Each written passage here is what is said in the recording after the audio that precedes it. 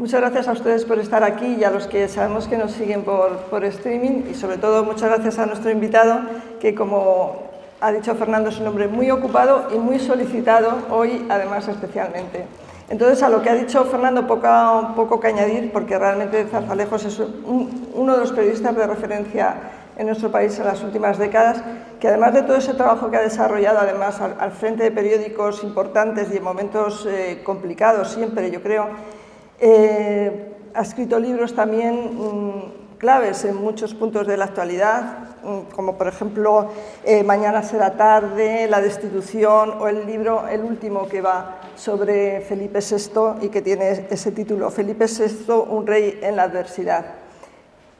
Sabéis los que nos seguís que en este ciclo, que se llama Cronistas del siglo XXI y que por tanto tiene ese punto periodístico muy importante para nosotros, pues nos gusta que haya siempre una percha de actualidad, aunque no sea necesario, porque si miramos la lista de los invitados, afortunadamente todos ellos no necesitan una excusa para estar en el ciclo, todos tienen amplias trayectorias.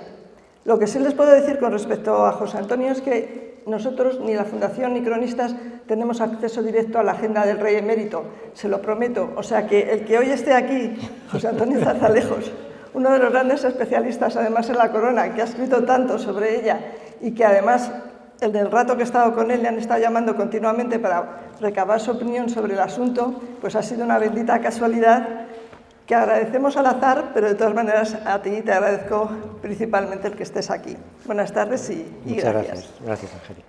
Así que al lío. Y el lío, ya sabes cuál va a ser la primera. Al lío, déjame que dé las gracias a la Fundación Miguel Delibes. Me ha hecho mucha ilusión verle a Elisa, a la hija de don Miguel Delibes, que tuve el honor de conocer en los años 90, cuando yo era director del Correo y el Grupo Correo incorporó al grupo al norte de Castilla, donde sigue. Fue una experiencia para un periodista entonces mucho más joven, evidentemente, pues conocer a don Miguel era una experiencia importante. Y también conocer a José Jiménez Lozano, que luego, bajo mi dirección en ABC, colaboró. Por lo tanto, me siento verdaderamente pues muy satisfecho, muy gratificado y particularmente agradecido que el azar nos haya puesto que sea hoy que esté aquí, porque con el día de calor, con la demanda de televisión, estoy convencido de que algunas cosas que no se dirán en televisión me las preguntará Angélica y yo prometo contestarlas con absoluta y total sinceridad y además con toda suerte de detalles que a mí me lleguen. Lo que no sé es si a ustedes les gustará o no mi respuesta, pero será una respuesta sincera. Por eso les agradezco especialmente que estén ustedes aquí hoy, porque entre el calor y lo bien que se puede estar en una terraza y además el morbo, a mi juicio excesivo, pero morbo, de las televisiones en directo, de las radios en directo desde Sanjenjo, pues se lo agradezco muy sinceramente que estén aquí, sinceramente. Bueno, pues decíamos, hoy prácticamente se está retransmitiendo en directo la vuelta del Rey Emérito tras 2 años en Abu Dhabi, una vez que la Audiencia Nacional archivó las causas que tenía pendientes y que solamente tiene una fuera de España. Y la primera pregunta es inevitable, y es ¿cómo valoras esta visita? ¿Cómo valoras cómo se está produciendo esa vuelta? Si consideras que puede ser perjudicial para la institución, para su hijo en concreto, el Rey. Bueno, esto hay que ponerlo en contexto para empezar, para entender un poco lo que está ocurriendo. Hay que recordar que en el año 19, en el mes de marzo, primero el jefe de la casa, luego el secretario personal, el duque de Abrantes, de la reina Leticia, y el secretario de Estado de Comunicación reciben una comunicación de un bufete británico cuya clienta era Corina Larsen. Y en esa carta le comunican a esas 3 personas que el rey entonces emérito había transferido de manera irrevocable, a título de donación, 65 millones de euros. Esto no lo conocemos en el año 19, en marzo, y no lo conocemos en el año 19, en marzo, por varias razones. La primera de todas es porque cuando su hijo, el rey, le inquiere a su padre sobre si es cierto o no es cierto que esa operación opaca se ha producido, su padre lo reconoce que sí, y entonces lo que le hace es invitarle a que vaya a verle a esta señora, que se desplace a Londres y que trate de recuperar ese dinero, no para que se lo quede, sino para que lo declare a Hacienda y lo regularice de manera inmediata.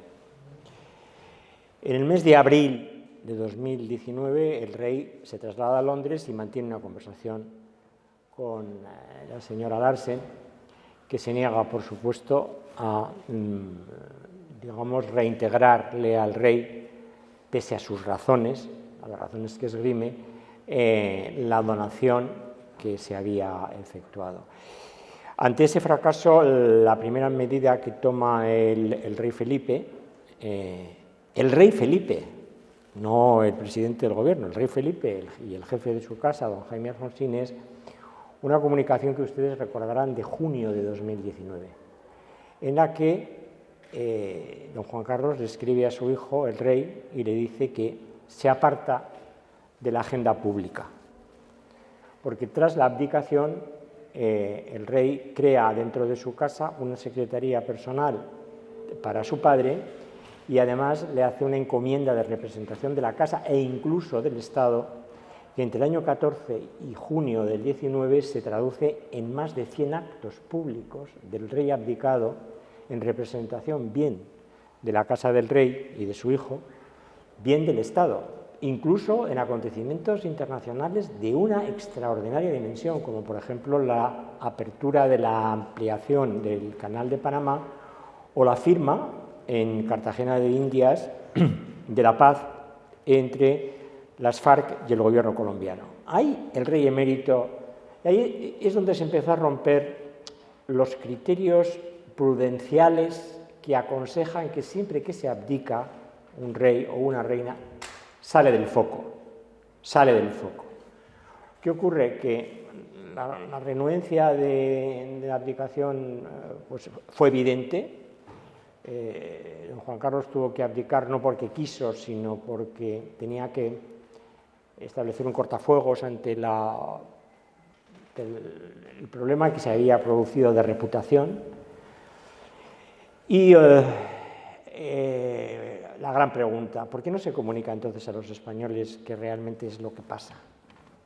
Pues hay una explicación que se tiende a no creer, pero que es realmente cierta. El rey Juan Carlos empieza a presentar unos problemas de salud cardíaca muy serios, muy graves. Tan graves que en agosto de 2019 hay que hacerle una operación a corazón abierto, implantarle 6 bypass y además ha empeorado su movilidad.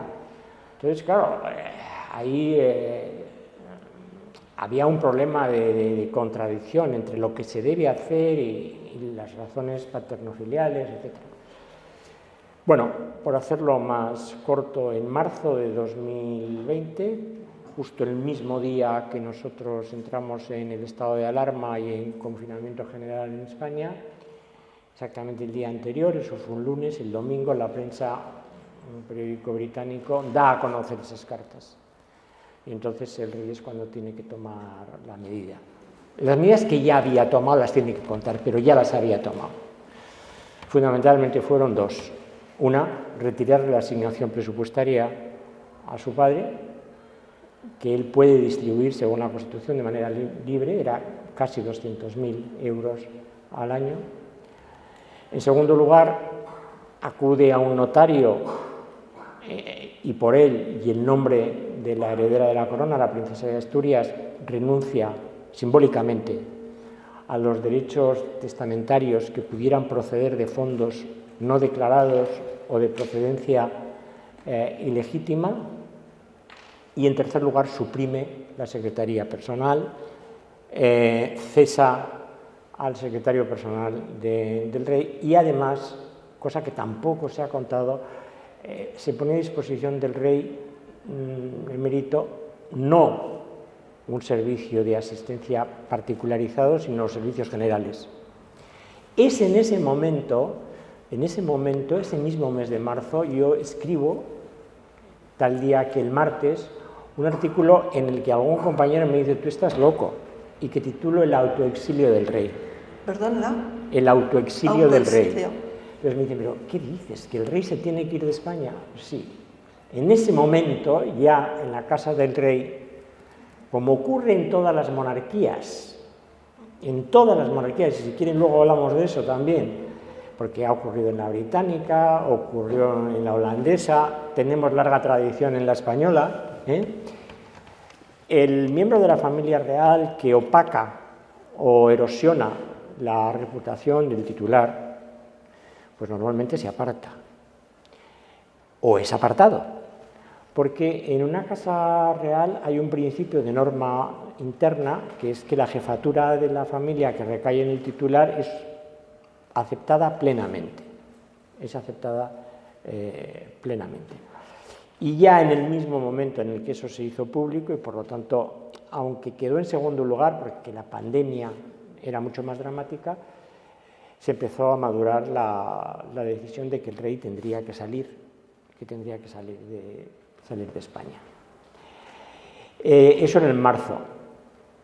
Y la situación se hizo todavía más urgente, es decir, apartar al rey del foco, al rey emérito del foco, cuando el 5 de junio del 20, la fiscal general del Estado abre unas diligencias prejudiciales de indagación sobre las conductas del rey. Ojo, no era un procedimiento judicial, era un procedimiento de investigación previo para saber o para determinar por parte de la Fiscalía General del Estado si había que interponer o no una querella contra el rey ante la Sala Segunda, que es ante la que está aforado él, la reina Sofía, la reina consorte y la princesa de Asturias, porque ninguna de ellas es inviolable, solamente es inviolable la figura del rey. Y entonces ya en junio, en la decisión de que tenía que salir, porque la atención mediática estaba empezando a condicionar gravemente la imagen y la función del jefe del Estado, se plantea la expatriación.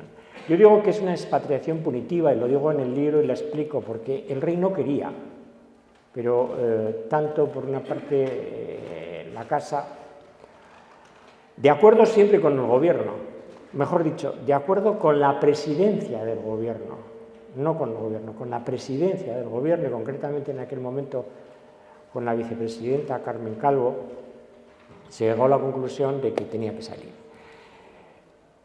Las condiciones que puso don Juan Carlos para salir: primero, el destino al que yo me vaya lo decidiré yo, punto primero. Segundo, el destino se dará a conocer a través de la casa cuando yo autorice que se dé. Y tercero, puedo cambiar libremente de destino cuando lo crea conveniente. Con esas tres condiciones que se aceptaron, él se va precisamente por Sanjenjo, el día 2 de agosto, sale en un coche acondicionado para no tener que repostar de Madrid a Sanjenjo, se aloja en casa de Pedro Campos Calvo Sotelo, pasa la tarde del domingo, que era un 2 de agosto, con él y con su mujer. No es cierto que haya ninguna celebración, ni con amigos, ni nada. Se retira pronto y a la mañana siguiente, 3 de agosto, se dirige al aeropuerto de Vigo y de allí directamente sale hasta Abu Dhabi. A las 6 de la tarde la Casa del Rey manda un SMS a los periodistas que normalmente seguimos las actividades de la casa e informa de esa expatriación.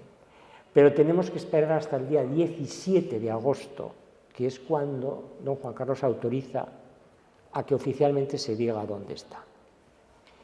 Y está efectivamente en Abu Dhabi. Y lleva a quedar hasta el día de hoy en Abu Dhabi más de 21 meses. No se ha movido de Abu Dhabi. Pasó efectivamente de un hotel a una residencia de la familia de Emiratí, de los Emiratos Árabes, pero no se ha movido de allí. En el mes de abril, en el mes de marzo, en febrero-marzo se cierran las diligencias de investigación del Ministerio Fiscal, llegando a la conclusión no que el rey no haya perpetrado conductas que puedan ser reprobables, sino que el rey no es imputable. No es imputable porque hasta el 19 de junio del año 14, es inviolable, porque algunos de los hechos que se han investigado están prescritos, y otros porque, aun pudiendo constituir un delito fiscal, ha mediado una excusa absolutoria, es decir, una regularización fiscal voluntaria por parte del rey emérito por un importe superior en 2 regularizaciones a más de 5 millones. 700 y pico mil euros fueron a la Comunidad de Madrid por donación y casi más de 4 millones a la agencia tributaria por IRPF. Y ese es el momento en el que se plantea la posibilidad de su regreso, y su regreso se negocia. El día 5 de marzo, me estoy alargando, pero es por ponerles a ustedes en contexto, el día 5 de marzo, previa reunión de su abogado Javier Sánchez Junco, exfiscal, había sido fiscal anticorrupción, se negocian unas condiciones de regreso a España. Y ahí la Casa sugiere, primero, que no vuelva a España a establecerse de manera permanente y estable. En segundo lugar, que venga estrictamente a ver a amigos y familia, lo dice la carta expresamente. Y además manifiesta su voluntad de que tanto su residencia como sus actividades serán de carácter absolutamente privado, para disfrutar de la privacidad de la que ahora estoy disfrutando. Esto se conoce el día 7, aunque nosotros en el Confidencial lo publicamos el mismo día 5. Entonces el rey emérito acepta esas condiciones, y el día 7 de marzo pasado se conocen públicamente esas condiciones. Pero hay una condición, digamos, que está no explicitada en la carta, es que el rey vendrá después de Semana Santa y antes, en los primeros días de junio, y efectivamente este es. La pregunta es, ¿tal y como ha venido es como se esperaba que viniese? Rotundamente no, rotundamente no. No se esperaba que viniese en un avión particular. ¿Quién lo ha financiado? Esa es la primera pregunta, teniendo en cuenta que el rey Felipe ha prohibido todo tipo de donaciones, préstamos o retribuciones a los 6 miembros de la familia real. Primero, viene en un vuelo privado. Segundo, no viene a ver a los amigos y a la familia. Va a casa de un amigo, sí, pero para participar en un evento donde se va a producir una convulsión mediática que ustedes ya podrán seguir en los próximos días, y donde habrá una concentración popular que seguramente será de desagravio, de aparente desagravio al rey. Habrá vivas al rey, habrá aplausos, habrá un acogimiento realmente extraordinario. Y después, como él no acepta no poder instalarse en la Zarzuela, que es una condición que algún periódico ha dicho que es del gobierno, pero realmente es de la casa del rey, de su propio hijo, que es el jefe del Estado, antes que hijo. Naturalmente, hablada con la presidencia del gobierno, pues él decide que sí, va a pasar por la Zarzuela, va el lunes a almorzar con los miembros de la familia.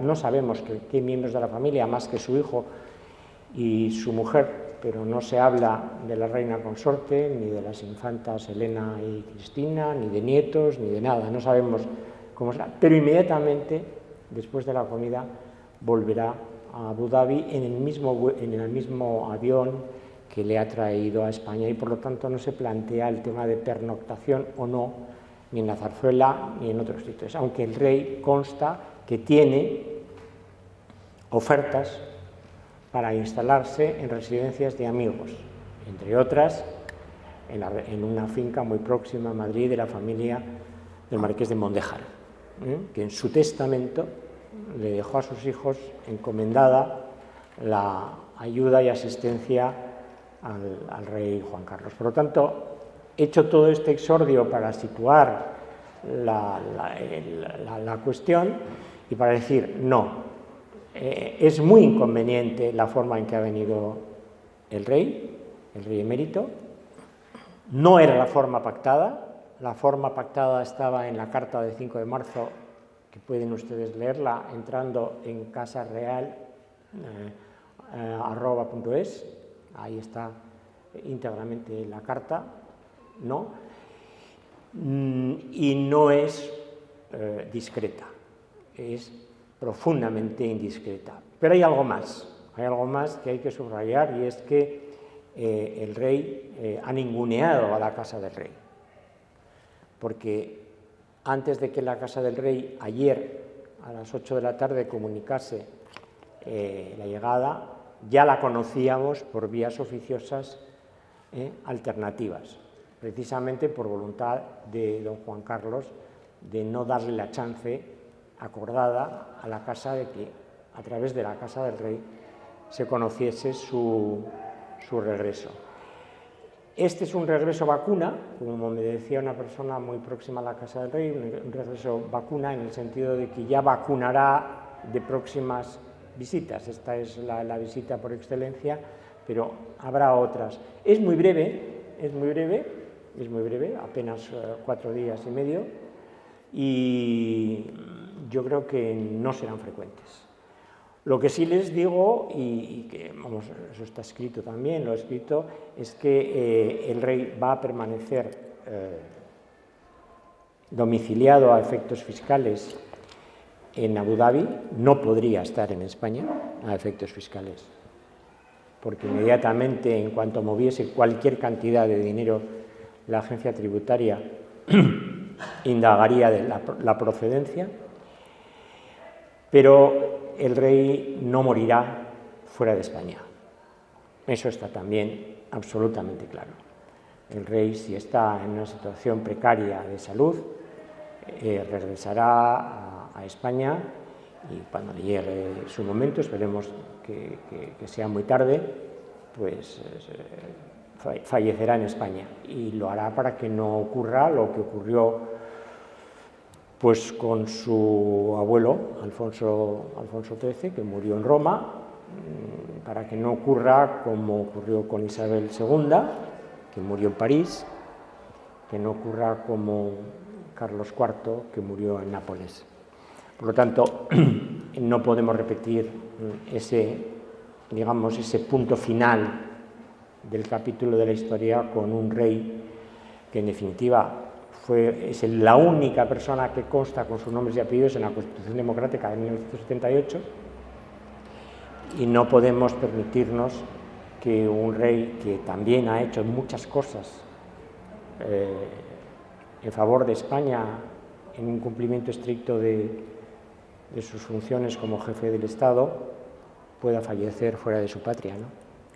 Dices que la forma de volver no ha sido conveniente, y además a esto se añade todo el ruido mediático. Esta tarde era sorprendente porque hasta se estaba televisando por dónde iba el avión, el mapa por hasta dónde estaba llegando el avión, lo cual ya es un poco el signo de los tiempos también en cuanto al espectáculo, pero realmente no sé si será tanta visita vacuna o cada vez que venga nos esperará algo parecido. Hombre, ya sabes que lo poco gusta, lo mucho cansa.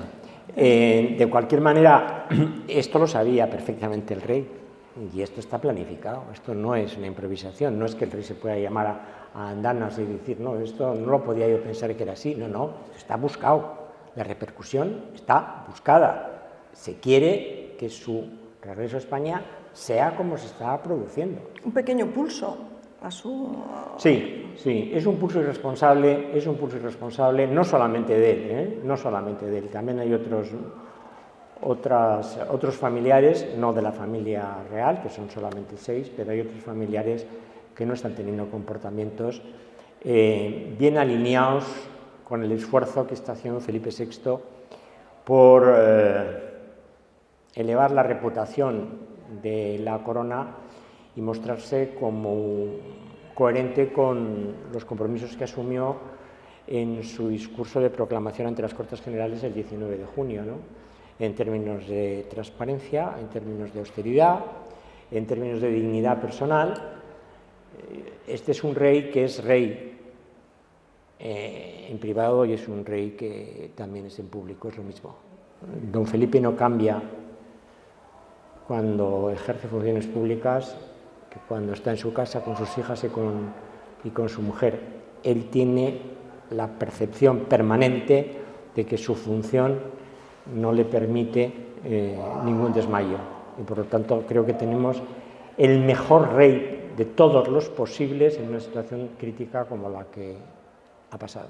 ¿Cómo interpretas en la carta que por fin la Casa Real emite ayer, anunciando lo que ya era público por tierra, mar y aire, que era la vuelta del rey emérito, el que no se mencione, por ejemplo, a la reina Leticia? Dice, va a ver a la reina Sofía, a su hijo y otros familiares. Ayer había especulaciones en algunos medios sobre esa ausencia, que no se la cita. Bueno, son especulaciones. Es cierto que podría... vamos a ver, la Casa del Rey, cuando hace estos comunicados, no da puntada sin hilo. Es decir, cada palabra está pesada y medida. Efectivamente, que se diga que va a estar el rey y que va a estar la reina Sofía, da a entender que otros no estarán. Y sí es llamativo que no se mencione expresamente a los reyes, porque en España, cuando se habla de reyes, nosotros no tenemos, como otras monarquías, la reina consorte es reina, es consorte pero es reina. Y por lo tanto, ahí hay un amplio margen para hacer especulaciones. Lo que no es especulativo es que la relación entre don Juan Carlos y la reina consorte es inexistente. Y es incluso hostil. No tengo pelos en la lengua, no se quejarán. Esto quizás no lo diría en una televisión, pero se lo digo a ustedes. Es inexistente y es hostil. Sí. ¿Urge una ley de la corona para solucionar precisamente el tema de la inviolabilidad en cuanto a determinados puntos? En fin, no sé. No, vamos a ver, la ley de la corona, primero no es necesaria y segundo no es constitucional. No porque lo diga yo, sino, bueno, hay un reciente ensayo que el que esté interesado lo podría comprar en Tecnos, elaborado por Manuel Fernández Fontecha, pero sobre todo por Luis María Prieto Cazorla, que fue el primer secretario general del Congreso de los Diputados, letrado en Cortes, catedrático de Derecho Tributario, abogado del Estado y doctor en Derecho, que mantiene que la ley de la corona, primero, no es necesaria y segundo, que no es constitucional, porque no hay ninguna habilitación en el título segundo para desarrollarla, ninguno. La única ley orgánica que prevé el título segundo es la que desarrolle dudas sobre las renuncias o abdicaciones u otras que se puedan producir en el orden sucesorio, pero no habla de una ley general de la... Este libro se presentó, y yo moderé la presentación el mes pasado, a principios del mes pasado, en la Real Academia de Legislación y Jurisprudencia, e intervinieron los catedráticos, aparte de los autores, los catedráticos Manuel Aragón Reyes y Diego López Garrido. Y coincidieron ambos, no siendo, digamos, que de la misma escuela jurídica, que una ley de la corona no era posible. Luego les digo en dónde discrepaban. Y es que hay un acuerdo prácticamente unánime en que la inviolabilidad solamente se puede cambiar con una reforma constitucional. O sea, hay que reformar expresamente y de forma grabada el artículo 56 de la Constitución para acotar la inviolabilidad del rey. Otra cosa es que nosotros, o que en términos generales, haya en este momento una opinión favorable a que la inviolabilidad no cubra todos los comportamientos del rey, sino aquellos que son de carácter institucional, aquellos en los que habrá refrendado, bien por el presidente del gobierno, bien por los ministros, bien por la presidenta de las Cortes Generales. Pero eso no se puede hacer si no es mediante una reforma constitucional. En lo que discrepaban los catedráticos, que estaba allí estábamos presididos por don Manuel Pizarro, que es el presidente de la Real Academia, era que el artículo 59 de la Constitución prevé la posible inhabilitación del rey. Y Diego López Garrido entendía que la inhabilitación del rey se podría producir también por circunstancias no físicas, no mentales, no psíquicas, sino porque su conducta fuese reprobable. A lo que los demás se opusieron, porque sería tanto como entregar a las Cortes Generales, con una determinada mayoría, la deposición del rey. Y efectivamente, la interpretación más generalizada de la inhabilitación del rey es solamente para supuestos de enfermedad física o psíquica. Ahora, ¿qué instrumento hay? Pues hay un instrumento, el instrumento que utilizó, renuentemente, pero utilizó Juan Carlos I en el año 14, la abdicación. Es decir, los reyes, no solamente nuestros, sino en todas las monarquías, porque el régimen de inviolabilidad es general, incluso también en las repúblicas, digamos que pagan el peaje a una conducta incorrecta con la abdicación, es decir, con la renuncia voluntaria. Y eso es lo que hizo don Juan Carlos en un proceso largo de meditación que empezó en el mes de, digamos, inmediatamente a los pocos meses del famoso viaje a Botsuana, del que regresó, pues, digamos, con unas lesiones importantes óseas, ¿no? Y que tuvo que ser operado de urgencia. Por lo tanto, habría que hacer una reforma constitucional. La ley de la corona no es válida para ese fin ni para ningún otro, y por eso el propio gobierno la ha retirado de su programa legislativo para esta legislatura.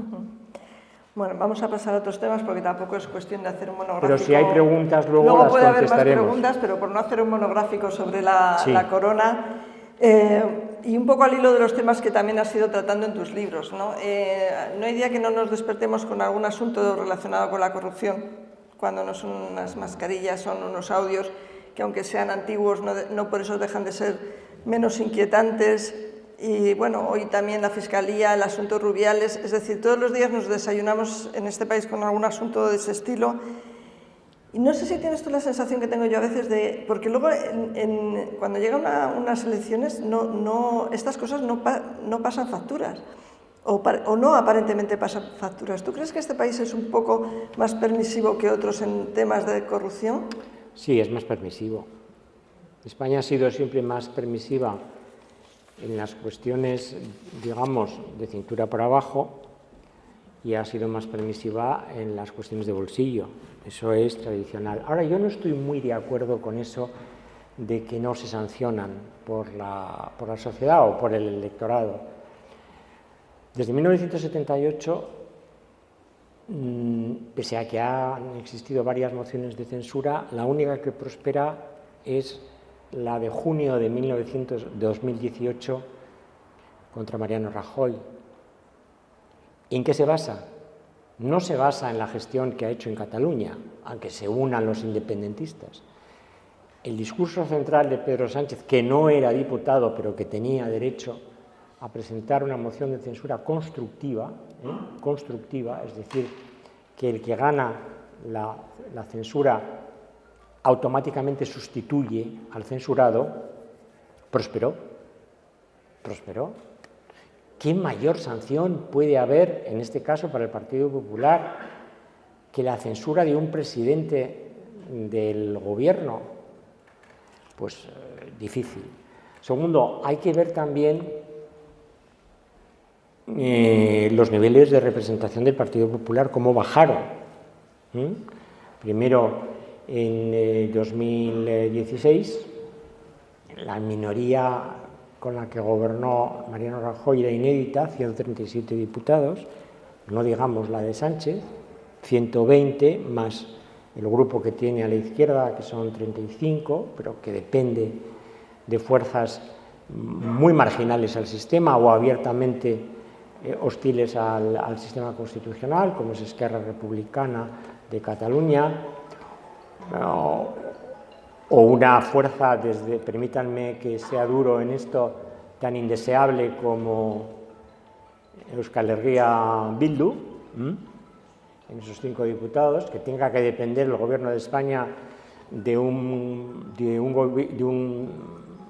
partido presidido por un señor Junqueras, que está condenado, aunque indultado, por delitos de sedición en concurso medial con malversación, o que tenga que depender de un partido que está liderado por Otegi, un señor que tiene cuentas pendientes con la justicia por actos terroristas, o que su portavoz sea la señora Aizpurúa, a la que conozco muy bien y a la que padecí en Bilbao, que fue condenada por enaltecimiento del terrorismo en el año 86 y que se dedicaba a señalar desde el periódico Egin a los periodistas buenos y malos, a ver si ETA les pegaba un tiro, les indicaba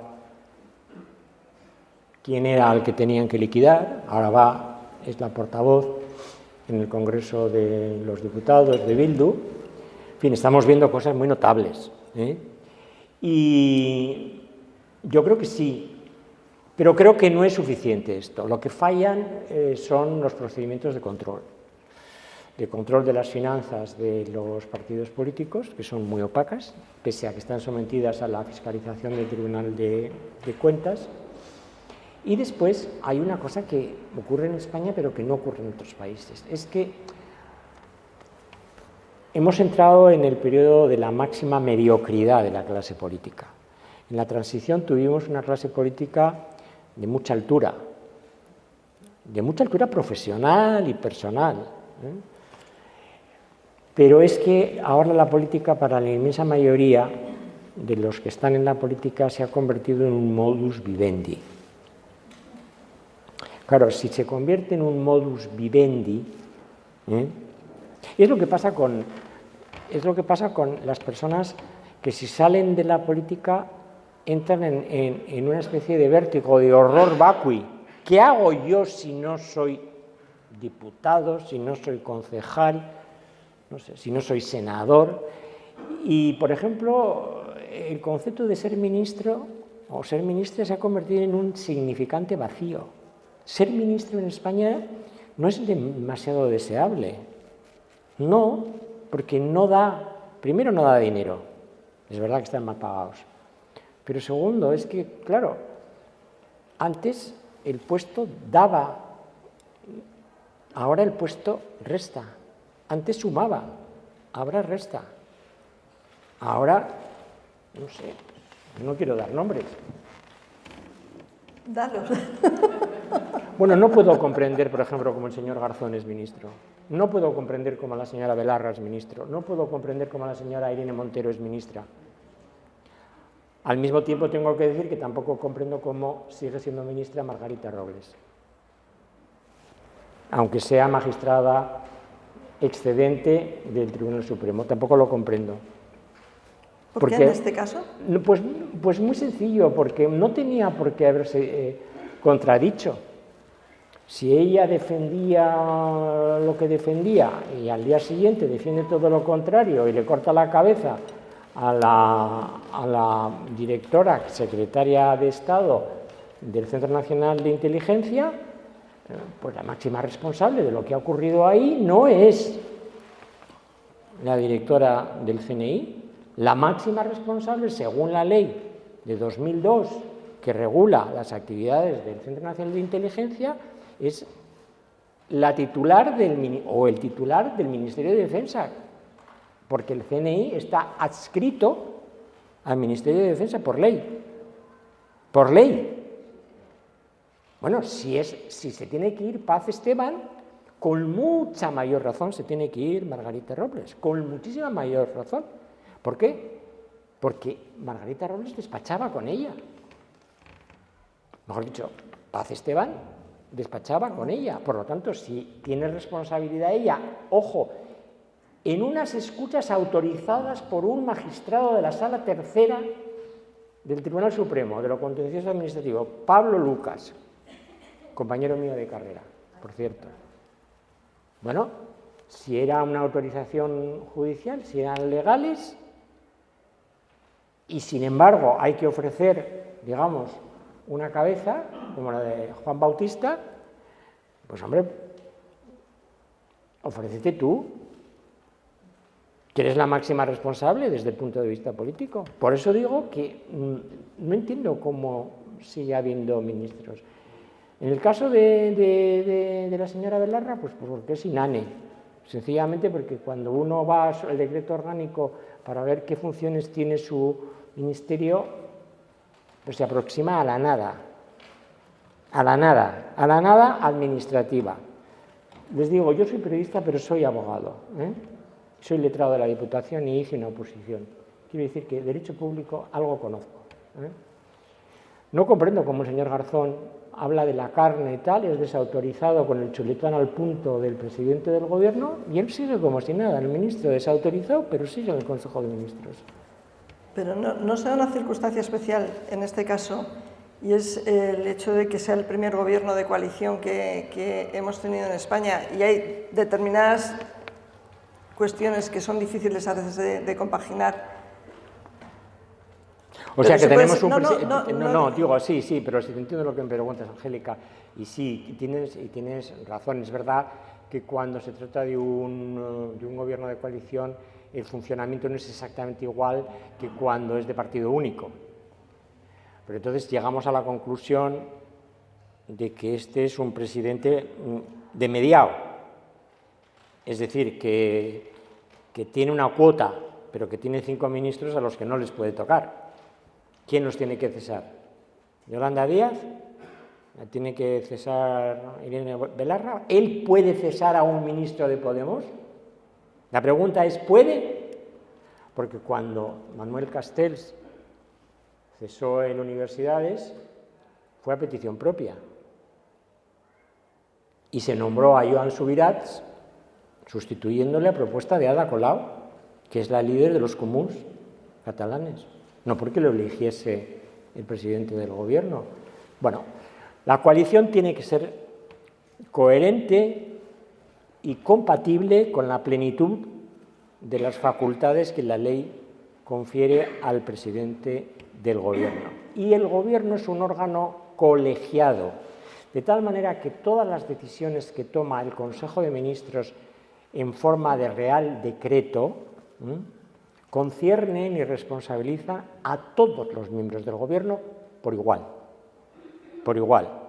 Y las decisiones que toma, por ejemplo, en política exterior, el presidente del Gobierno y el ministro de Asuntos Exteriores, vinculan exactamente a ellos como a la ministra de Igualdad o al de Consumo. Es decir, si mandamos a Ucrania armas ofensivas, pues la responsabilidad es del presidente compartida por todos los miembros. Es un órgano colegiado.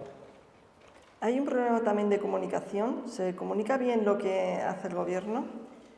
Tengo la sensación, lo pregunto también porque, bueno, es un Gobierno que no solamente es la primera experiencia de un Gobierno de coalición, sino que se ha enfrentado a un desastre tras otro, como yo creo que ningún gobierno desde la democracia ha tenido tal cantidad de, bueno, desde una pandemia a un volcán, a una guerra, yo creo que pocas cosas más les pueden pasar, ¿no? Y sin embargo, yo creo, no sé cómo lo ves tú, que se están sacando adelante cuestiones incluso importantes en temas sociales, por ejemplo, y en otros temas, la reforma laboral, por ejemplo, aunque se aprobara de aquella manera que ya recordamos, pero no sé si falla también el tema de la comunicación. Has hablado, por ejemplo, del tema de Garzón, que yo creo que magnificó una cosa que por otra parte decía hasta el mismo Partido Popular, ¿no? Que las macrogranjas son un tema dañino para el medio ambiente, dañino también para la calidad del producto, etcétera, etcétera, etcétera. Y luego se le dio la vuelta. Y ahí no había una buena política de comunicación para poner las cosas en su sitio. Pues tienes razón, porque cuando un ministro va a hacer una entrevista en un medio extranjero, parece que lo razonable sería que se pusiese en contacto con la Secretaría de Estado de Comunicación, con la ministra portavoz, y que supiera exactamente qué mensajes va a dar. Es decir, que no cada uno vaya por su cuenta, sino que lo que haga un ministro sea transmitir una política de Estado, sobre todo cuando te vas a un mercado informativo como el británico, que es competencia nuestra en muchos aspectos, ¿no? Y aunque tú tengas razón, puedas tener parte de razón, en la que no tienes ninguna es en perjudicar los intereses económicos españoles, en este caso de un sector. Otra cosa es que vengas aquí y digas, esto hay que solucionarlo, muy bien, pero dilo aquí. No te vayas a un periódico británico a cantarlo a los 4 puntos cardinales, ¿no? Sobre todo porque los británicos no lo hacen, ni los franceses, ni los alemanes, ni los italianos. Nadie hace eso. Lo mismo que nadie dice que a su presidente del gobierno le han intervenido el teléfono. Eso tampoco hay. ¿Le habrán intervenido? Seguramente le habrán intervenido a Macron, a Merkel, a tal, pero no han salido en una rueda de prensa diciendo que sí. Oiga, que tantas gigas se las han birlado al presidente del gobierno. Todavía no sabemos qué gigas, no sabemos nada, no sabemos quién lo ha hecho. Pero vamos, esas son excentricidades que ocurren, que no podemos comprender y por eso en un momento tan raro. Ahora, me hablas de la comunicación, pero vamos a ver, la comunicación. Yo tuve una conversación muy amable con la portavoz del gobierno, Isabel Rodríguez, que es una señora pues, muy cálida en el trato personal, y le dije, y una de las cosas que le comenté, porque ella me llamó, pues para, supongo que como a otros tantos periodistas, para hablar del tema, le dije, ministra, tú no eres ministra portavoz, tú haces las funciones de ministra portavoz. ¿Cómo es eso? Digo, ¿dónde está el decreto orgánico de la portavocía del gobierno? ¿Me enseñas tu cartera, esa que os ponéis así cuando os fotografiáis y pone política territorial y portavoz del gobierno? No, pone solo política territorial, claro, porque es que lo tuyo es una función que se te otorga sin cobertura jurídica suficiente. La Secretaría de Estado de Comunicación depende orgánicamente del presidente del gobierno a través de su gabinete y funcionalmente de la ministra portavoz. ¿Y entonces qué ocurre? Pues que los fallos de coordinación informativa son verdaderamente brutales. Y después hay, digamos, malos profesionales de la comunicación en la administración pública, por lo menos en este momento, que no saben valorar qué mensajes hay que darlos, cuándo hay que darlos y cómo hay que darlos. Ponemos el ejemplo del móvil de turno, que es un hecho inédito en la historia reciente de Europa, que un presidente del gobierno reconozca a través, no de la ministra de Defensa, que era la competente, sino del señor Bolaños, que era el responsable de que eso no sucediese, porque el CNI no era el responsable. Si se lee el decreto orgánico de atribuciones del secretario general de la presidencia, que él lo era en mayo del 21, se establece que hay un departamento de seguridad de la Moncloa, y dentro de los preceptos y de las competencias de ese departamento está la seguridad integral del presidente. Tan es así que cuando un parlamentario pregunta de quién depende la seguridad, entre otras cosas de las comunicaciones, hace año y medio, se le contesta, yo tengo la copia, se le contesta que eso corresponde a la Moncloa y que nada tiene que ver el CNI. O sea, hay un problema de comunicación importante, pero no solamente en este asunto. Por ejemplo, sale en televisión el presidente del gobierno un lunes y dice no vamos a mandar a Ucrania armas, no vamos a mandar armas, vamos a mandar solamente pues, ayuda humanitaria. Es una opción. Pero, ¿qué criterio se utiliza para que luego el miércoles en la sesión de control y esto, diga que, bueno, hemos cambiado de criterio y sí vamos a mandar armas? Y pasamos de tener una lejanía del asunto, en fin, nosotros somos pacifistas, pero armas nada, a mandamos armas. Un lunes a un miércoles. Eso es un fallo de comunicación, pero ¿por qué hay precipitación? Porque no se meditan los mensajes que se envían y por lo tanto hay una confusión brutal en la comunicación del gobierno. Podemos seguir así tema tras tema, pero no, es que por seguir el estilo de estos cronistas siempre hacemos referencia a la trayectoria personal de los invitados. Entonces, aunque es apasionante lo que estamos hablando, no quiero que se me pase todo el tiempo sin hablar de esa trayectoria, porque tú enseguida llegas al periodismo, digo, como una segunda opción, o que no era la primera, habías estudiado abogacía, estabas de letrado en una institución, llegas al periódico El Correo y un año después ya eres director adjunto. No, exactamente. Vamos a ver, yo te explico. Yo cuando le digo a mi padre, que era fiscal, que quiero ser periodista, termino el bachiller entonces en Bilbao, mi padre me pone unos ojos como platos. ¿De terror? No, de incomprensión. Dice, primero, el periodismo no era entonces una licenciatura universitaria, entonces era una escuela nacional que había en Madrid. Y entonces a él no le parecía... Y segundo, nosotros éramos 5 hermanos y mi padre no se podía permitir el lujo de decir, pues oye, a un colegio mayor en Madrid te pago a ti, oye, yo tengo que pagar la carrera a 5 hijos. Y bueno, era un fiscal, por aquí hay alguien que puede saberlo, que su padre coincidió siendo presidente de la audiencia de Álava y mi padre era fiscal jefe de Álava. Bueno, eran sueldos limitados, ¿no? Y entonces yo, lo que él me dice, ahora puedes escribir en los periódicos, y yo hago la carrera en la Universidad de Deusto, de Derecho. Por cierto, soy de las últimas promociones que me examina un tribunal que viene de Valladolid, porque entonces el título de los jesuitas no estaba homologado, y recuerdo muy bien que el catedrático que preside la licenciatura, mi examen de licenciatura, Rodríguez de Besa, catedrático de Derecho Penal aquí en la Facultad de Derecho de la Universidad de Valladolid, y mientras estoy haciendo la carrera empiezo ya a escribir algunas cosas en los periódicos. Y termino la carrera y le digo a mi padre, sigo pensando que quiero ser periodista. Entonces mi padre me dice, mira, hay una plaza que te va muy bien a ti, porque a ti te gusta mucho el derecho administrativo, hay una plaza de letrado de la Diputación de Vizcaya.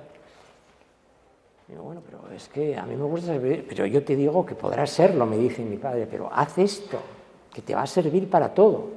Bueno, y me meto y hago 2 años, me meto 2 años a estudiar la oposición y la saco. Pero mientras tanto sigo escribiendo en El Correo. Yo escribo en El Correo, primero en la Gaceta del Norte y luego en El Correo del 82 al 89. Porque es verdad que tengo la generosidad de un presidente de la Diputación que es nacionalista.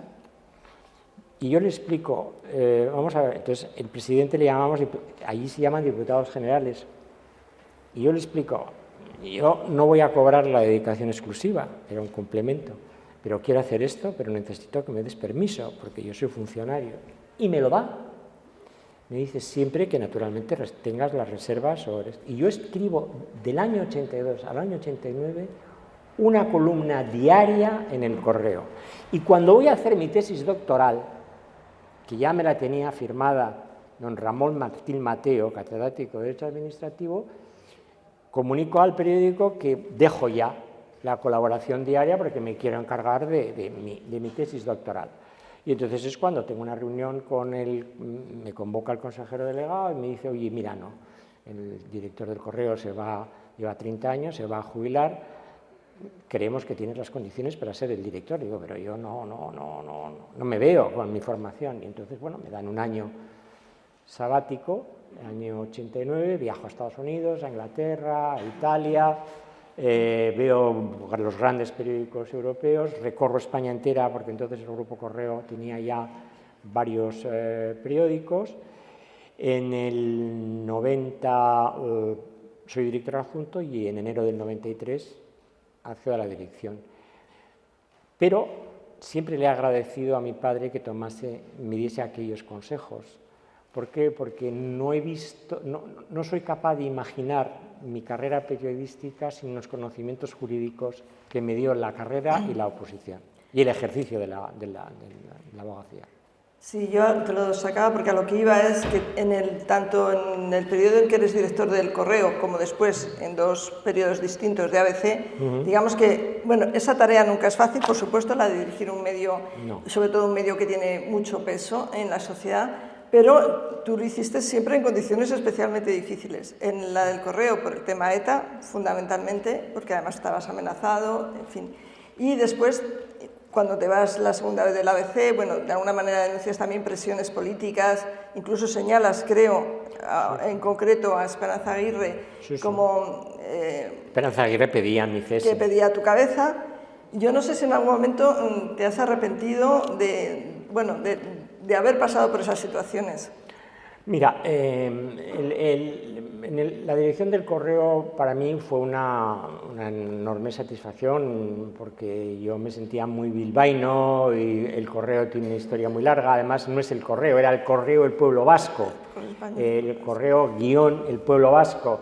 El Correo venía de una época, digamos, que se fundó en el franquismo, cuando entran las tropas de Franco en Bilbao, pero el Pueblo Vasco es un periódico de una de las familias propietarias, pero monárquico, foralista, y me identifico mucho con esa idea. Pero es verdad que fue una década brutal. Yo creo que los momentos más difíciles de mi vida los he pasado allí, y hay 3 momentos muy duros, que es el asesinato de Gregorio Ordóñez, que es el secuestro de Ortega Lara y su liberación, y que es el asesinato de Miguel Ángel Blanco. Precisamente el sábado de aquel julio del 97, yo estuve por la mañana con mi mujer y con 2 de mis 3 hijos en la manifestación, pidiéndole a ETA que no asesinasen a ese chico. Y cuando por la tarde ya iba al periódico, pues me llamaron al coche y me dijeron, pues directora, han encontrado un cuerpo, tiene un hálito de vida, pero es él. Y cuando regresé a casa, hablé con mi mujer y claramente dije, nosotros no podemos seguir aquí, pero no podemos seguir aquí no por nosotros, porque esta sociedad, ante esta monstruosidad, ¿qué van a aprender nuestros hijos? Ahí tomó la decisión de comunicarle que cuando hagan 5 años de mi dirección, me iría. Pero no me voy por el acoso que personalmente tenía, que lo tenía, y porque llevaba 4 años sin salir a fumarme un pitillo solo, sino que tenía que ir con 3 señores. No podía ir al cine con mi mujer solo, porque tenía que ir con un señor en la sala y 2 fuera. Eso lo podríamos haber aguantado. Lo que no podíamos aguantar mi mujer y yo era que nuestros 3 hijos se educasen en aquel ambiente horrible. Ahora, visto con el tiempo, pues nadie podía suponer que en el año 11 ETA se extinguiría, pero en aquel momento era un infierno, ¿no? Y yo me encuentro muy satisfecho de esa época, porque creo que defendí valores positivos, valores de defensa de la vida, de la dignidad humana, de la democracia, de la libertad, de la Constitución española de 1978, del vasquismo entendido en los mejores términos de solidaridad, de identidad propia pero inclusiva, de españolidad de los vascos, y me siento profundamente orgulloso de aquella época, aunque fue muy dura. Y después, claro, ABC era una dureza distinta. ABC a mí me resultó muy gratificante porque yo cabalgaba un poco entre el siglo XX y el XXI. Yo entré a dirigir ABC en septiembre del 99 y claro, yo veía el fin del siglo y amanecer otro. Y claro, eso fue también muy estimulante, ¿no? Porque ese cambio de siglo cambió todo y vimos además un momento estelar de España. Un momento estelar de España en el que nosotros cumplimos todos los requisitos para la moneda única. Y entonces sonaba aquello de Ortega y Gasset de que España es el problema, Europa es la solución y todo eso. Y eso fue muy... Pero es verdad que también en esa época fue muy dura en carácter político, pero no solamente de carácter político. A mí hubo un acontecimiento también que me marcó mucho, que fue el 11M. El 11M fue bestial y también un momento muy trágico porque fue el asesinato masivo terrorista más importante que se había producido en Europa, con 192 asesinados después de la Guerra Mundial. Y aquello fue tremendo, ¿no? Y estar al frente de un periódico como ABC en aquel momento era una tarea nada fácil. Pero de lo que he hecho, no solamente no me he arrepentido, estoy satisfecho. Me habré cometido sin duda muchísimos errores y equivocaciones, pero dentro de mi trayectoria esos 2 periodos de mi vida han sido intensísimos, en detrimento, es verdad, quizás de la atención familiar, de otras cosas, pero me siento satisfecho. Las relaciones entre el periodismo y el poder no deberían ser fáciles por definición, en el sentido de que si cumple su función, el periodismo es una función de control y de vigilancia. Tú conociste a Miguel Delibes, que también supo lo que era tener dificultades al frente de un periódico, precisamente también con la autoridad competente. ¿Qué nos diría Miguel Delibes hoy? Que además me decías el otro día cuando hablábamos que habías vuelto a leer el libro de Miguel Delibes con las conversaciones con César Alonso de los Ríos. Sí, hablaba con Elisa. Sí, ¿qué nos diría hoy Miguel Delibes a los periodistas en un momento? Porque tú no eres nada optimista con respecto al futuro del periodismo, ¿o me equivoco? No, yo no soy optimista como lo encaramos los periodistas. Si lo encarásemos de una manera distinta, sí, sería optimista. Pero tal y como lo encaramos, que parecemos plañideras, no. Estamos siempre quejándonos, somos como la gente de teatro. El teatro está en crisis. Yo llevo 50 años oyendo que el teatro está en crisis. El periodismo está en crisis. Claro que está en crisis, porque hay una disrupción tecnológica brutal en la que lo que han hecho es, el ciudadano se ha empoderado con su móvil y ha dicho, y en las redes sociales yo no necesito periodistas, y están confundidos. Hay que demostrarles que están confundidos, que el factor humano es importante. Ahora, a la pregunta, hombre, me parecería a mí muy pretencioso sustituir lo que don Miguel podría decir de esta situación, pero tendría un juicio sobrio. A mí de don Miguel lo que me llama siempre la atención cuando le leía y cuando le conocí era su extraordinaria sobriedad, esa sobriedad castellana que es extraordinaria. Os voy a contar una anécdota. Cuando estaba en Madrid y era director editorial del Grupo Correo, que fue muy poco tiempo, desde que fui a Madrid en el 98 hasta septiembre del 99, estaba en la cárcel el director de Egin, que se llamaba Javier Salútregui. Y entonces yo en una ocasión a Javier Salútregui le llamé en Bilbao y le dije, mira, ten cuidado con lo que publicas, porque si a un redactor del Correo le pasa algo, le pegan un tiro o le ponen una bomba, voy a poner a 5 columnas, la culpa la tiene Javier Salútregui. Porque todos los días desde tu periódico están apuntando, y me estoy encontrando que me vienen redactores, director, yo no quiero ir a la rueda de prensa de Herri Batasuna. Y esto no puede ser, le dije a Javier. No, esto no puede ser. O sea que vamos a llegar a un entendimiento. Bueno, y llegamos a un entendimiento. El entendimiento fue que suprimió una sección que era una especie de mirilla donde apuntaba. Entonces, yo le quedé reconocido. Le quedé reconocido porque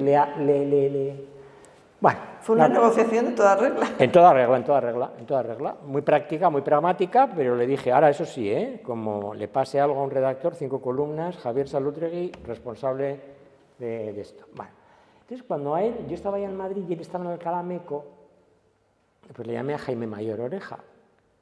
Bueno, allí nosotros de derechas o de izquierdas no importaba mucho, si te mataban, yo era amigo de Chiqui Venegas y de Ramón Jáuregui y de todos, y también de Jaime Mayor, y le dije, Jaime, quiero ir a verle a Javier Salutregui, a Alcalá Meco.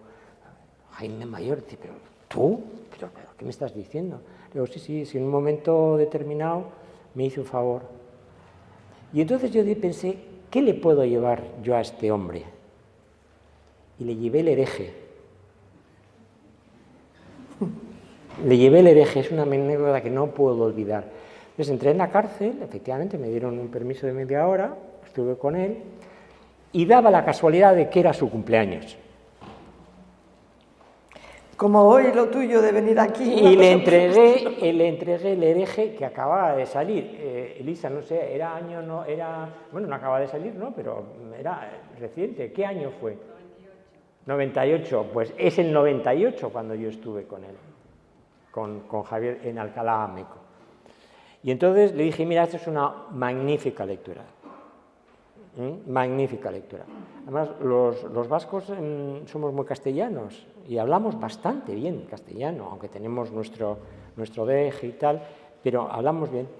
Y nunca olvidaré esa anécdota. Después él empezó, oye, José Antonio, yo es que no hice, le dije, no me cuentes nada, si no vengo por lo que has hecho, por lo que nos has hecho, eso ya sabrás tú, ya te ha juzgado el juez, allá tú. Si no vengo por eso, vengo para decirte que te lo agradecí y que, bueno, oye, pues que sepas que te lo agradezco y te he venido a traer un libro interesante, importante para que lo leas, ¿no? O sea, yo vinculo mi recuerdo de Miguel Delibes también a esa anécdota. Miguel Delibes era importante para los periodistas porque Miguel Delibes pudo ser el primer director del País. Así es. Y entonces eso nuestra profesión tuvo unos circuitos de comentarios muy interesantes. Por otra parte, claro, era la acreditación de que al periodismo se llegaba de distintos campos. Y Miguel Delibes no había estudiado periodismo y era un magnífico periodista, además de escritor y otras cosas más, ¿no? Azorín, por ejemplo, Chávez Nogales, por ejemplo. Todos estos no fueron periodistas, no estudiaron Josep Pla, las crónicas de la República de Josep Pla son extraordinarias, no eran periodistas. No, el rey emérito no tiene inmunidad. El rey emérito está aforado ante la Sala Segunda del Tribunal Supremo, que es la sala de lo penal. De tal manera que si se sometiese a un procedimiento penal, lo tiene que instruir un magistrado de la Sala Primera y resolver de la Sala Segunda y resolver la propia sala, que podrían constituirse en 5 magistrados o en 7. El rey no tiene inmunidad, el rey está simplemente aforado.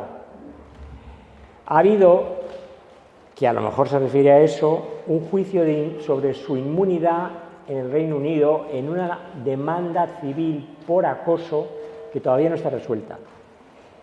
En cuestión previa, el juez británico ha dicho que en el Reino Unido, al menos en el Reino Unido, el rey emérito no tiene tampoco inmunidad, con lo cual, si no hay acuerdo extrajudicial, en los próximos meses habrá una sentencia sobre el fondo de la cuestión. Vamos a ver, la inviolabilidad, que es la irresponsabilidad de carácter civil o penal, solamente es del titular de la corona, y mientras está desempeñando la jefatura del Estado. A partir del 19 de junio de 2014, don Juan Carlos no es inmune, sino que simplemente está aforado, pero también el presidente del gobierno está aforado, también los diputados del Congreso están aforados. España es el país que tiene más aforados de Europa, y eso se ve como una garantía, y ahora empieza a verse como un inconveniente, porque claro, si vas eres enjuiciado por el tribunal más alto, ya no queda una instancia de apelación. Pero el rey emérito no es inmune y se puede querellar cualquiera que tenga legitimación activa para hacerlo, pero siempre ante la Sala Segunda del Tribunal Supremo. Participo de su mismo criterio, de que lo mejor para España sería que las grandes fuerzas centrales, si no una gran coalición a la alemana, que es un país que viene muy signado por su historia relativamente reciente del siglo XX, sí al menos tengan una colaboración, ¿no? Una colaboración en pactos de Estado. Lo preocupante es que hay fuerzas que están a la izquierda y a la derecha que fomentan ese bibloquismo también, y eso hace muy difícil esos pactos de Estado. Mire, la cuestión está en que ya sabíamos que con Pablo Casado no era posible hacer eso. La cuestión está en que ya sabemos que con Pedro Sánchez no es posible hacer eso. La cuestión ahora está en preguntar, ¿es posible hacerlo con un Partido Popular de Núñez Feijóo? Esta es la única incógnita que a mí me aparece. Pero no soy optimista. En ese terreno no soy optimista, porque, vamos a ver, los partidos antisistema han profundizado tanto en la gobernación del Estado y en la sostenibilidad del gobierno que ahora es difícil evitarlos, ¿no? Esquerra Republicana de Cataluña no se ha integrado más en la gobernabilidad de España. Acuérdese que la hermana de Dolors Bassat, la que fue condenada, dijo: la gobernabilidad de España me importa un comino. No, ellos están buscando, lo mismo que el Partido Nacionalista Vasco, criterios territoriales, ventajas de carácter territorial. Por lo tanto, no creo que la política del Partido Socialista esté integrando. Lo que se produce en Cataluña, a diferencia de lo que ocurrió en el año 17, 18, incluso 19, es que lo que se está agotando y está fracasando es el independentismo. La última encuesta de La Vanguardia era que el 70% de los catalanes no querían la independencia, no era una prioridad la independencia. En el País Vasco el tema de la independencia ha quedado en un segundo o tercer lugar, y lo que trata de hacer, estamos en unos niveles de aceptación de la independencia del torno al 20%, eso no es nada.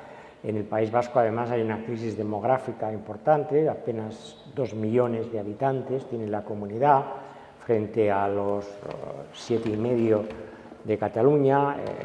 El euskera es un idioma con muy poca masa crítica, el catalán se extiende por el sur de Francia, Comunidad Valenciana, Baleares, en fin, es distinto, son problemas completamente diferentes, pero de difícil integración. Yo lo que creo es que se va a producir un cambio de dinámica en España.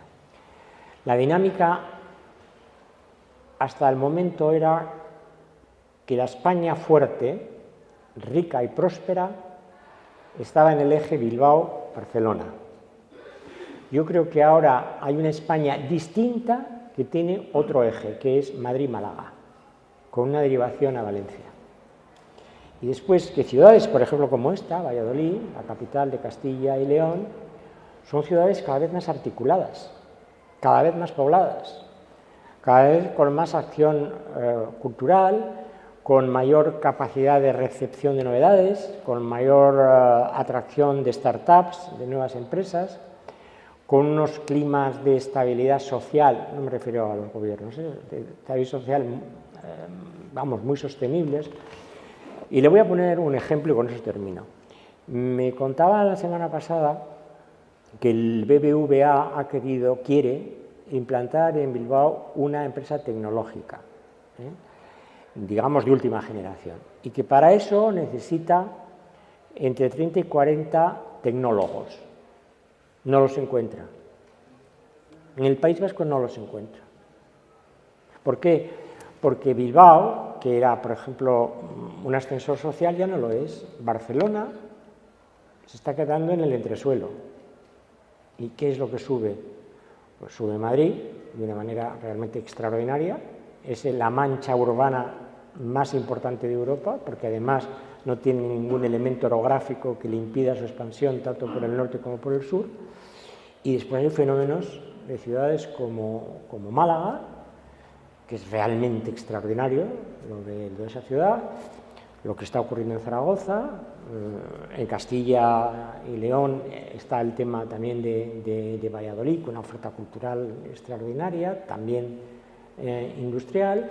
Es decir, que la dinámica de España ya ha cambiado, está cambiando y está cambiando por factores políticos que no se dan cuenta. Los nacionalismos vasco y catalán no se dan cuenta de que al imponer determinados modelos lingüísticos, de criterios, de identidad y tal, no suman, sino que restan. Mientras que el resto de las comunidades en España se están haciendo mucho más abiertas, más inclusivas. Y esto está cambiando la dinámica territorial en España. Esto es más importante, yo creo, que si va a haber pactos o no habrá pactos, porque algunas veces la sociedad va por delante de los políticos, y yo creo que España va por delante de los políticos. No, te iba a preguntar, en ese sentido que estabas hablando, ¿cómo valoras el ascenso de Vox y la entrada, por ejemplo, en el primer gobierno de Castilla y León? Bueno, yo creo que Vox es un fenómeno reactivo. Hay que distinguir los fenómenos políticos propositivos y proactivos de los que son meramente reactivos, porque cuando el elemento de reacción disminuye o se debilita, esa fuerza política tiende a disminuir. Vox nace como fuerza política tangible en diciembre del 18 en las elecciones de Andalucía. Recordaréis, antes no estaba en ningún parlamento y surge con fuerza, y eso está directamente relacionado con uno de los valores que Vox toca con mucha fuerza sentimental. Así como Le Pen es más la inmigración y la identidad francesa como tal, en España la única cuestión que no tenemos resuelta es la cuestión territorial. Resolvimos con la Constitución la cuestión militar, la cuestión agraria, incluso la cuestión religiosa, pero la cuestión territorial no. Y es lo mismo que sea con una monarquía parlamentaria que con una república, porque Esquerra Republicana de Cataluña, en el año 31, cuando se proclamó la Segunda República, ya tuvo que mandar el gobierno provisional a 3 mandatados para que le dijesen al señor, no Companys, en el anterior, Macià, que se abstuviese de declarar lo que iba a declarar, que era una especie de independencia. Y en el año 34, mutatis mutandis, es decir, salvando las distancias, es lo mismo que se produjo en el año 17, aquí. O sea, que esto no es nuevo. Eliot escribió, el historiador hispanista británico, la primera obra que nos retrata perfectamente la ciclotimia de Cataluña, ¿no?, que es la Revolución de 1640. Bueno, pues en 1640, cuando el Reino de España tiene que enfrentarse a la Revolución en Portugal y la Revolución en Cataluña, opta por abandonar Portugal y, en cambio, dar la batalla en Cataluña y ganarla. Pero desde entonces, desde 1640, nos viene el problema de Cataluña. Yo creo que Cataluña tiene un problema ciclotímico, y es muy, muy difícil de explicar. Yo he escrito muchos años en La Vanguardia y algunos en el periódico de Cataluña, he viajado mucho allí, he hablado mucho, tengo muchos amigos. Mi mujer me suele decir que una de las cosas que tengo que hacer es empezar a quitar libros, pero claro, los libros que tengo, creo que tengo todos los del proceso soberanista, los tengo en casa, y es de difícil comprensión, porque por una parte es la comunidad que se pone al frente de la Constitución, es la comunidad española que el 6 de diciembre de 1978 vota masivamente con un sí la Constitución española, es la que se adhiere a la Constitución española totalmente, tiene tres padres de la Constitución son catalanes, 3, Jordi Solé Tura, este otro Roca, y hay un tercero, también me acuerdo. Hay 3 padres constitucionales catalanes, o sea, es esa ciclotimia. Yo creo que eso es un problema que tendremos que sobrellevar, Tenemos que pensar, los españoles somos muy aficionados a que tenemos que solucionar este tema. Es que hay temas que no se solucionan, hay temas que se sobrellevan. Bueno, yo creo que Castilla y León es donde se ha pisado una línea roja. Que si me pregunta, si lo que me pregunta es eso, que creo que es lo que me está preguntando, pues debió evitarse. Yo nunca llegué a comprender por qué fue tan rápido el acuerdo, nunca llegué a comprender cómo no se intensificaron las negociaciones, no ya con el PSOE, sino con las plataformas provinciales, y no llegué a comprender tampoco por qué no se pone a Vox entre la espada y la pared. Porque vamos a ver, cuando la izquierda suele decir que el PP solamente puede asociarse con Vox, a mí siempre me surge una idea adicional. Vox solamente se puede agarrar al PP. Por lo tanto, si el PP dice no, no y no, no habría un gobierno como hay en Castilla y León con Vox. Y si se repiten las elecciones, aparte de que aquí hubo un fallo sistémico, falló la decisión de convocar en aquellas condiciones, ruptura poco ortodoxa del gobierno de coalición con Ciudadanos, en fin, no es lo que se ha hecho en Andalucía, era otra cosa. Aquí se gestionó todo mal, en conjunto todo mal, pero quizás a Vox, si quiere forzar las cosas, hay que ponerle contra la pared. Tú eres el responsable de que haya nuevas elecciones, pero puedes apoyarme. Hay 2 niveles, el nivel de gobernanza y el nivel de gobernabilidad. En el de gobernabilidad puede estar Vox, Bildu, Esquerra, lo que sea. En el de gobierno tienen que estar las fuerzas fieles, absolutamente fieles, a la Constitución, a los derechos, a las libertades y a los 2 elementos fundamentales de la Constitución, la monarquía parlamentaria y el modelo autonómico, unidad de España, pero modelo autonómico de las nacionalidades y regiones. Muy bien. Como digo, estamos ya fuera de tiempo y hoy, ya era creyente, pero creo en la conjunción de los astros, porque siempre regalamos un libro de Miguel Delibes y mira por dónde... El hereje. Es el hereje. Así que no, pero te lo agradezco. Agradeces a la Fundación. Muchas gracias. Con ello te damos las gracias por gracias. esta esclarecedora charla y por la generosidad de tus respuestas. Muchas gracias. Gracias, muchas gracias.